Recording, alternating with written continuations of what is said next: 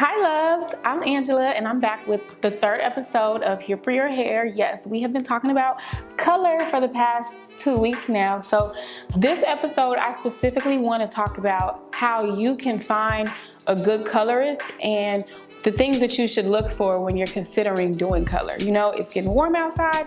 Everybody wants to change for the springtime. So this episode is going to be key if you're still kind of trying to figure out who you should go to. So number one, depending on what kind of hair you have is who you should go to for your hair color. So there are different types of colors.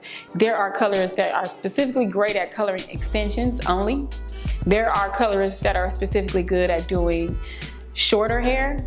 And then there are colorists who do a little bit of everything. They might do the crazier stuff, but they really are well versed in hair and texture. That's another, actually four. So then there are colorists who are specifically good at working with people with texture, like my hair, you know what I mean? So a person that does straight hair and does like a lot of pastels and stuff like that might not be the right person for you if you have curly hair and you want to wear straight and curly.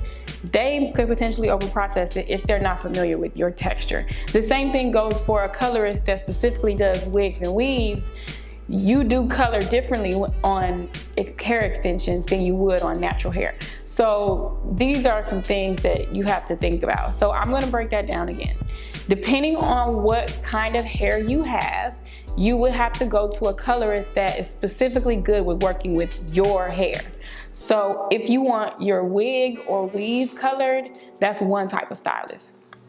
If you want your natural hair colored, depending on what texture, you want to go to someone who knows your texture.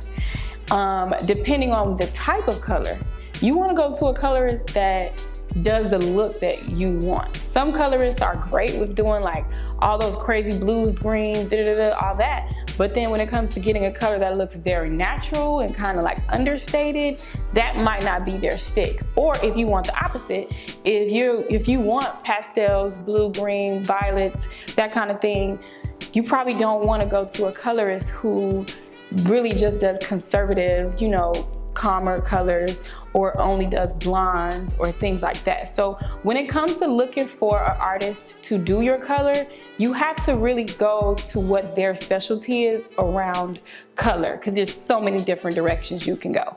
Me as a professional, I would like to say I do a lot more natural colors. I can do the more avant-garde, like crazy stuff, but that's just not really my style. Like I love doing color that, you know, doesn't even look like it's there. Like I joke with one of my friends, I just did her color and it looks exactly like the hair color she had when she was a kid. But as we get older, sometimes our hair gets darker, it gets duller, it doesn't have the same vibrancy. So it took me 3 hours to create a color for her that looked exactly like what her natural color used to be like.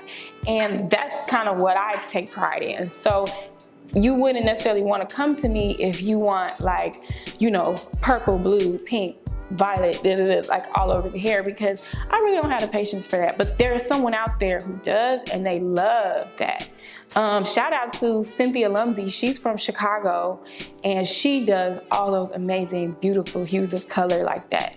The same with Guy Tang. He's in West Hollywood. He does all those amazing colors. I'm not that girl for that. I do things like this, like very bold but natural and, you know, more subtle things. I also primarily work with textured hair, and I'm really serious about natural hair. So when it comes to getting your hair colored, if you have natural hair, you want to go to a healthy hair specialist because you have a little bit more limitations as far as how far you can go with your process. And a lot of people don't really take that into consideration, which is why a lot of times there's a conversation like, well, I got color and it broke my hair off, so never again. What the purpose of this video is to encourage people to get color, but to have all the insight, so it's not a one-sided conversation and you actually know what you're talking about. One way to help protect the hair with color is by using this product called Olaplex. I'll put it in the link below. But basically, it is a buffer between what happens inside the cuticle and the way it breaks the hair down, and it helps keep some of the strength in there. So Ask the colorist at your consultation, do you use Olaplex? Does this cost more for the service? I really want to try to make sure that my hair feels great the first time around. If you're gonna go blonde, you have to get several services done over a period of time. So you want to talk to them about what their process is. So once again, like, ask them, do you think I need to come and get conditioning treatments before I get my color? What does the integrity of my hair look like to you? One way that you can test the integrity of your hair is by basically taking a strand. Here, I'll take a piece of this. You really want to just like take a strand of hair, and you could pull it out or you could try to do it on your head, but you really just want to like stretch the hair and see how far it stretches. Well, see, this didn't stretch that far. So really, I wouldn't be a good candidate for color if this was my hair, but it's not. And maybe that's why it doesn't stretch that far, because it already has a color on it. But the goal is to check the elasticity. Really healthy hair will normally stretch twice the size of the strand. So if yours kind of doesn't stretch, or if you can only count to like 2, that means it's probably not in the best state for you to do a chemical service like color on it, because it's going to make it that much more brittle and it'll probably break. So elasticity and stretching the hair is the best way to be able to tell if your hair is ready for color. Now, if your hair isn't ready for color, I would definitely recommend a weave or a wig, because you can pretty much do whatever you want to do. All the fly girls, they come out with a blonde and a purple and this and that. It's because they're wearing wigs. They're not coloring their own hair. A lot of times their hair is really healthy. Take Black China, for example. Her hair is black, all the way black and long and healthy, right? It's because she's wearing wigs. So if you want to dabble in those colors, just get a wig, and that's okay too, as long as the hairline looks good. And you can also put it behind the hairline if you only want to color like a little bit of your hair. I've done that before, where I just color a teeny bit around the hairline and I keep the rest natural, so that I can preserve my hair and the integrity of it. This also is a really cute look when you do decide to wear your own hair out. If you only have a section that's one color, it kind of looks dope. A lot of my clients were like, ooh, I want what you have. And it really was just because I only colored what was out, but it could be a look. So that's another option if you can't color your hair, or if you don't want to color your hair. A third option is to do basically like a base color of a medium tone, and then to add pieces of a lighter tone to give you the lighter.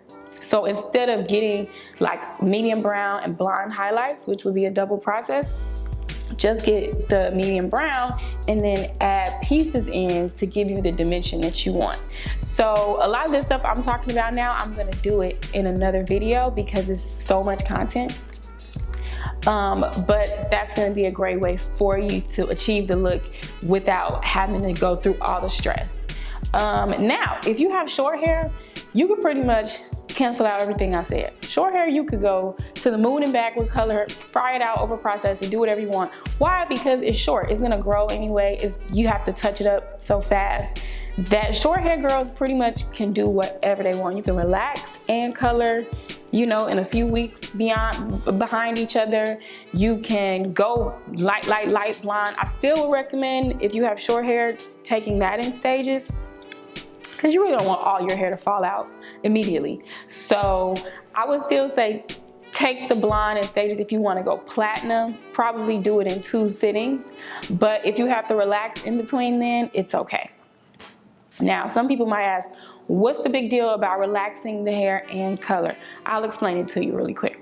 So let's say you have a ladder, right? So ladder, you got 15 stairs on it.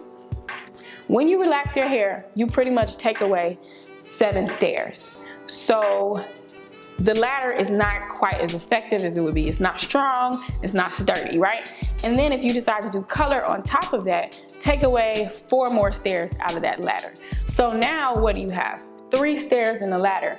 It won't hold together. It'll pretty much break. You wouldn't be able to climb up it. That's what the hair shaft is like if you do color and relaxer on it. So you need those bonds in between that ladder to keep it strong. It's just like what the amino acid chain looks like. So that's the problem with doing both chemical services, is it doesn't keep enough strength in the hair to be able to live, and therefore it breaks. So anytime someone has a relaxer and then gets color, 9 times out of 10, it's going to fall out. Some people have really strong hair and it can withstand that. The Olaplex that I mentioned will also help prevent breakage, but they really should not coexist. Most of the time, when people grow their hair out to be natural, it's because they want to get color and they can't with the relaxer. So that's to stick with that. But if you have short hair, 2-3 inches or less, do what you want. Live your life. Be fly. Have your color. One last thing, when you're looking for a stylist, it's very, very important to look at reviews and to also find people who actually know the stylist that you're going to. A lot of times we find stylists on Instagram or on social, whatever, and they look like they can really execute the service, but then either the customer service is bad, the longevity of the style did not last, or a lot of things that you don't really know about until after the fact happens. So it's really important to get referrals from people that you know, and also to look at the reviews online on Yelp or on your booking apps or anything. If people have something to say about the overall experience, that's the best way to make your decision. So it's not only the type of hair that they color, but it's also the customer service and the preservation of the hair that are also very important, especially if it's your own hair. So on that note, hopefully you guys find amazing stylists all over. Hopefully you guys find great stylists to do your color. If you have any more questions on color, feel free to ask me below. I love questions, and I just want people to not be afraid of it, number one, to value the service, number two, and to enjoy trying new looks. So that's what this is all about. So thanks for watching. My name is Angela. I'm here for your hair, and don't forget to subscribe. See you next time.